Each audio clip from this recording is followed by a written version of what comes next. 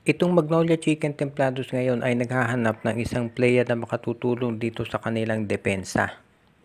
Dahil yan ang kinakailangan nila ngayong gawing adjustment para magkaroon sila ng tinatawag na mas magandang tsansa na mag-champion dito sa darating na Commissioner's Cup.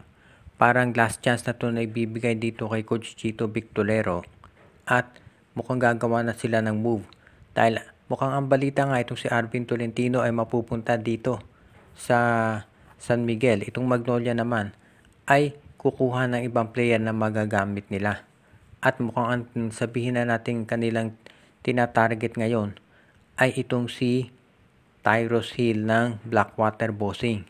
Dahil mukhang hindi scorer ang hinahanap ng Magnolia ngayon, isang rebounder at isang defender ang kanilang hinahanap at mukhang mag-fit dyan itong si Tyrus Hill. Si Tyrus Hill ay hindi masyadong nagagamit dito sa Blackwater Bossing, kaya sa tingin ko pwede yan dito sa Magnolia Chicken Templados. Kahit bench player din ang iparit ng Magnolia, okay lang. Kahit nga second round pick, pwede na yan.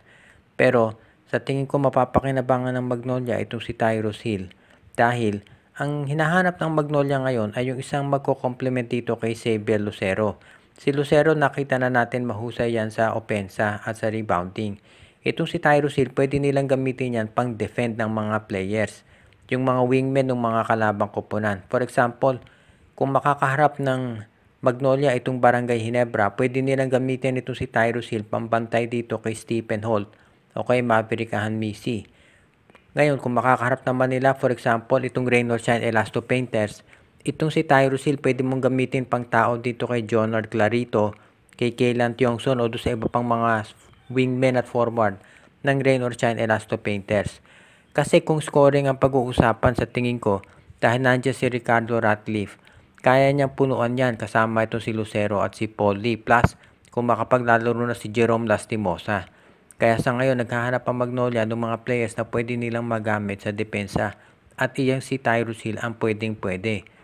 Ang isa pang advantage ng pagkuha dito kay Tyrus Hill, mababa ang trade value niya dahil for some reason parang hindi nare-realize ng mga ibang teams kung ano ang kaya nitong gawin. Kung sakasakali na itong si Tyrus Hill nga ay makuha ng Magnolia, magiging magandang asset siya para dito sa kanilang lineup.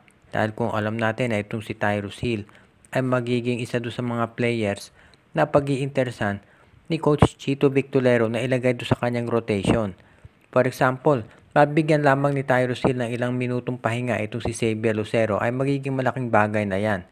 Pwede rin na ipagsabay itong si Tyrus Hill at si Xavier Lucero habang nagpapahinga itong si Ricardo Ratcliffe. Nandiyan pa si Ian Sanggalang, tandaan natin.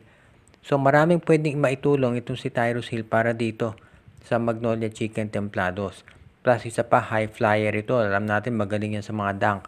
At makatutulong yan sa pag-pick up ng energy nitong Magnolia. Kaya sa tingin ko hindi magiging issue dito yung playing time niyan. Kaya alam din natin na hindi naman magdedemand ng bola itong si Tyrus Hill. Kaya pwedeng-pwede yan na magkaroon ng tinatawag natin na mas magandang performance para dito sa Magnolia.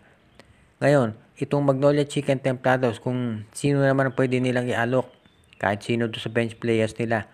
Kaya si Russell Escoto pwede na o si Jed Mendoza, kahit itong si Joseph Periobo o kaya si Jeric Balanza. So maraming options ang Magnolia pagdating dito sa pagkuha kay Tyrus Hill. At sa tingin ko madaling papayag ang Blackwater at si Coach Jeffrey Cariaso.